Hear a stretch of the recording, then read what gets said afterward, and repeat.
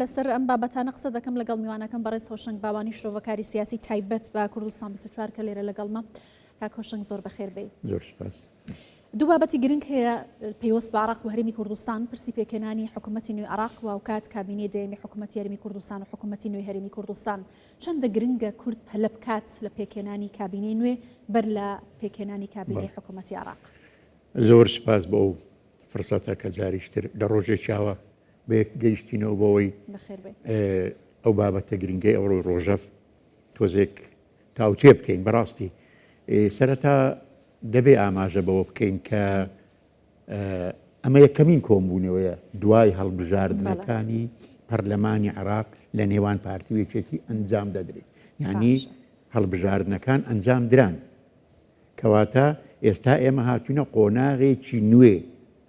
قۆناغێکی نوێی گفتوگۆکردن، چونکە کەوتە دوای هەڵبژار قۆناغەکانی پێش هەڵبژاردن جیاواز بوو. دەبێ ئاماژەش بەوە بکەم کە دوای دەست پێشخەریەکەی جەنابی سەرۆک بارزانی ئەوە بوو کە لە کۆبوونەوەی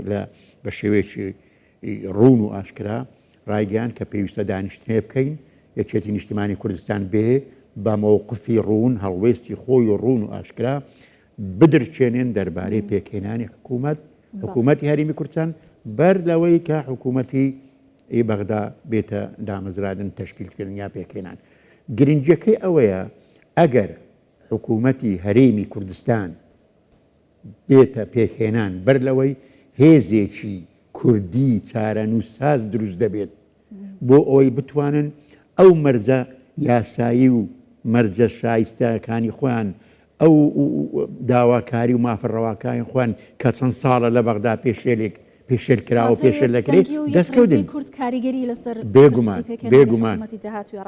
بێگومان پێکهێنانی حکوومەتی هەرێمی کوردستان بەر لە حکوومەتی بەغدای فیدرالی کاریگەریەکی زۆر گرنگ، یعنی زۆر ڕاستەوخۆی دەبێت لەسەر داواکاریەکانی گەری کورد و هەرێمی کوردستان لە ناو حکوومەتی فیدرال و پێکاتی حکوومەتی فیدرال.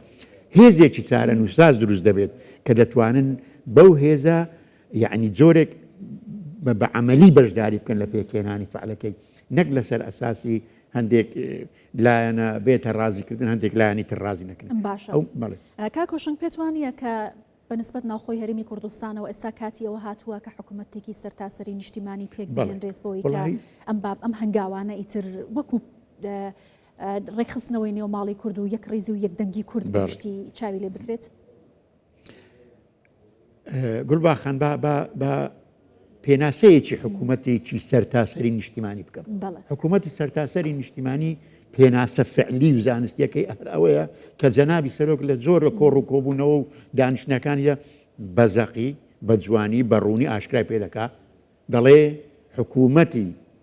نیشتیمانی سەرتاسەری هەرێمی کوردستان بریتە لە حکوومەتێک یەک هەرێم بێ، یەک حکوومەت بێ، یەک هێزی پێشمەرگە بێ، یەک پەرلەمان بێ، ئەوەیە حکوومەتی سەرتاسەری حکوومەتی نیشتیمانی سەرتاسەری. بەڵێ ئەوە زۆر زۆر گرنگە. یعنی ئەگەر حکوومەتی هەرێمی کوردستان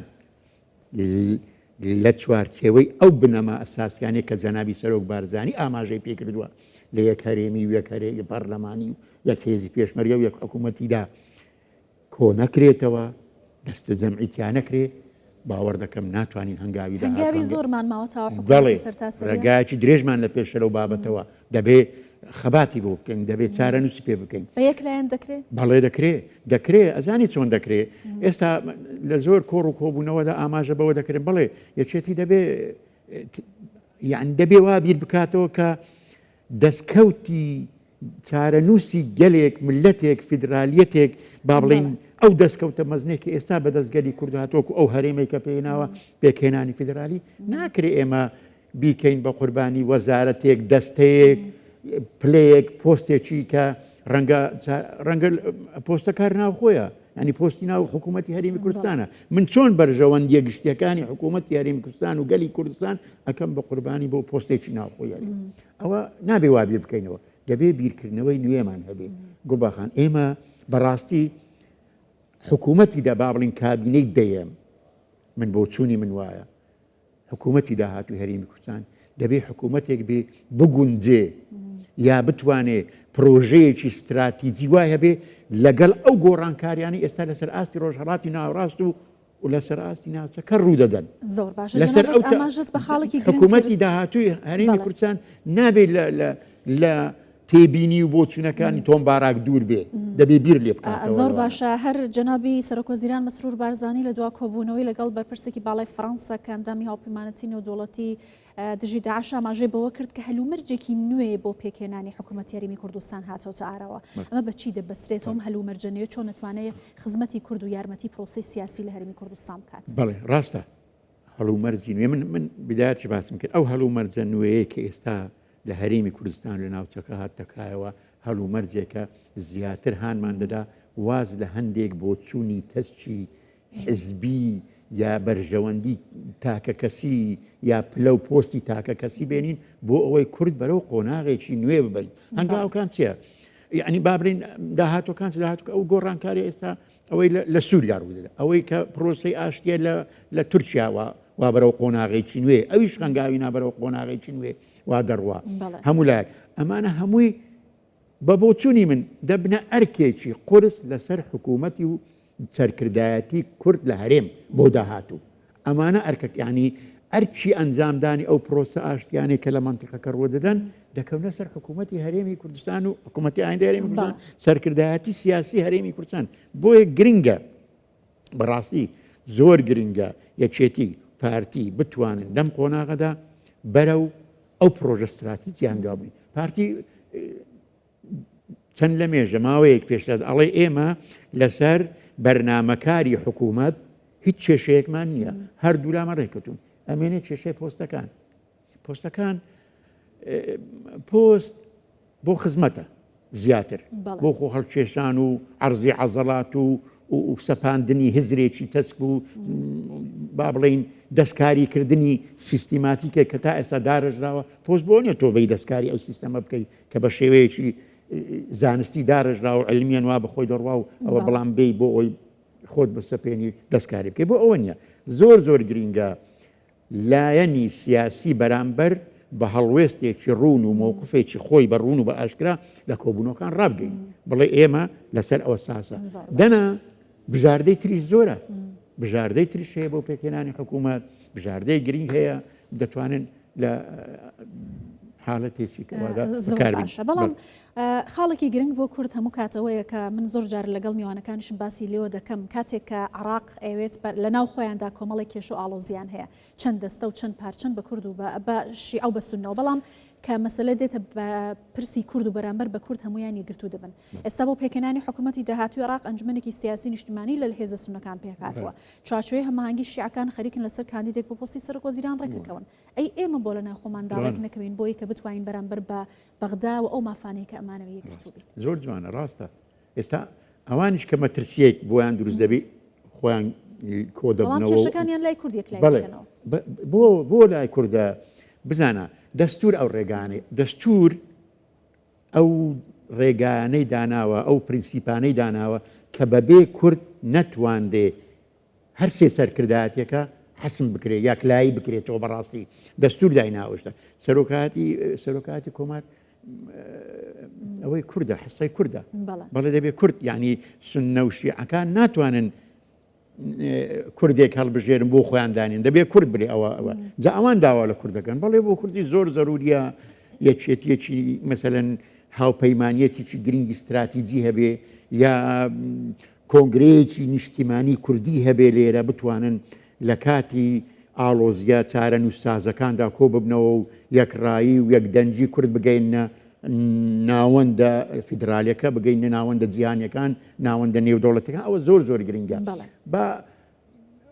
ڕازگۆتر بین سەرەکەم دائیمەن من جەنابی سەرۆک دائیمەن پارتی دیموکراتیەکان ئەو هەنگاوانەی زۆر بە ڕاشکاوی ناوە هەوڵی داوە کە ئەوە دروست بێ هەوڵی داوە ئەو بازنە سیاسیە دروست ببێ کە کورد بتوانێت بە یەک دەنگ و یەک ڕێک و یەک بەرژەوەندی لە ناوەندەکانی سیاسی ناوخۆ و دەرەوە و ناوچەکە بەشدار ببێت بەڵام ڕێگر بووە ڕێگر زۆر بووە تێگەشت زۆر لەو ڕێگرە من ینی کە باسی ئەوم کردوتم پێش هەڵبژاردننی پەرلەمانی عراق مەرجەکان و حاڵەتی پێکهێنانی کابینەی دەیەم چەند ئاسانتر بوو دوای هەڵبژاردن قوترە سەرباری ئەوەش بۆ من دەڵێم جەنابی سەرۆک زۆر دڵنەرمانە هەوڵی داوە کە ئەو کێشانە وەلا بنێ هەر باشترین نمونەشەوە هەردوای هەڵبژاردننی پەرلەمانی عێراق جەنابی سەرۆک لە 3 ڕۆژدا 2 جار لەگەڵ کاک پاڤیل کۆبوویەوە لە 3 ڕۆژدا 2 جار کۆبوونەوەی لەگەڵ کاک پاڤیلی کرد بۆ ئەوەی هیچ بەربەستێک هیچ ئاستەنگێکی وا لەسەر ڕێگای پێکهێنانی حکوومەتی یەک هەرێمی و یەک حێزی پێشمەرگەیی و یەک پەرلەمانی و یەک ئەوەی دینەمێنێت زۆر باشە و خاڵە گرنگانی کە جناب تاماژەت پێکرد پارتی دموکراتی کوردستان لە کاتی بانگەشەی هەڵبژاردن بە بەردەوام دووبارەی کردەوە بە تایبەتی جنابی سەرۆک بارزانی کە یەک پێشمەرگە یەک هێزی پێشمەرگە یەک هەرێم و هەروەها یەک حکوومەتی هاوبەشە بێت بەڵام ئەم بەرپرسیارەتی تەنها کەوێتە ئەستۆی پارتی ئەیلایەنەکانی دیکە نابێ خۆیان بە بەرپرسیار بزانن بەرامبەر بە پێکهێنانی حکوومەتێکی سەرتاسەری نیشتیمانی لە بەرژەوەندی هاوڵاتیانی هەرێمی کوردستان بە لەبەر چاوگرتنی و گۆڕانکاریانەی هەیە بەرامبەر بە بەغدا بەڵێ وەڵام من جوابم پێ بۆ ئەوان بەڵام خۆزگە ئەوان خۆیان جوابی ئەو پرسیارە جەناب بدەنەوە بڵێن بەڵێ بەرپرسیاتی ئێمە و ئێمە دەبێت چ بکەین ئێستا ئەمڕۆ جێگیری وەزیری پلاندانان دەربارەی دوا سەرژمێری و ئەنجامەکانی سەرژمێری شتێکی وروژان کە ئەو وروژانەوەی دائیمەن سەرژمێری عێراق بە سیاسی کراوە وەکراوە کە کورد لە ڕێگا ئەو سەرژمێریەوە دائیمەن استحقاقی خۆی بەدەست نەگا لە ڕووی شایستەی دارایی لە ڕووی خزمەت گوزاری لە ڕووی تەکنۆلۆژیا لە ڕووی بەرەو پێشبردنەوە جا ئێمە مشکلەیەکی زۆر گریمان هەیە ئەوان کێشەکانمان لێ بە سیاسی دەکەن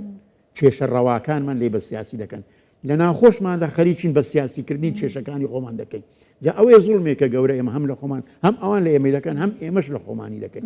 جا زۆر گرنگە ئێستا لەو قۆناغی ئێستا لە من یعنی بەبێ دوودڵی دەڵێم پێویستە سەرکردایەتی سیاسی کورد پێویستە پارتی و یەکێتی و لایەنەکان کە ئیستحقاقی ئینتیخاباتی خۆیان بەدەستە هەستن بە ئەنجامدانی ئەرکەکانی سەرشانی خۆیان بە پێی ئەو ئیستحقاقی کە بەریان دەکەوێت بۆ ئەوەی بۆچی بۆ ئەوی پرۆسەیەکە پرۆسەیەکی تەندروست بێت تۆ ئەگەر لە ئیستحقاقی ئینتیخاباتی خۆت زیاترت وەرگرت تەندروست نییە پرۆسەکە تەمەن کورتە پرۆسەکە ئاڵۆزی تری بۆ دروست دەبێت ناتوانێت بە شێوەیەکی تەندروستی ئەرکەکانی ئەنجام بدات زۆر باشە زۆر سپاس دەکەم بەڕێز هۆشنگ باوانی شرۆڤەکاری سیاسی تایبەتی کوردستان 24 زۆر سپاس کە لەگەڵمان بووی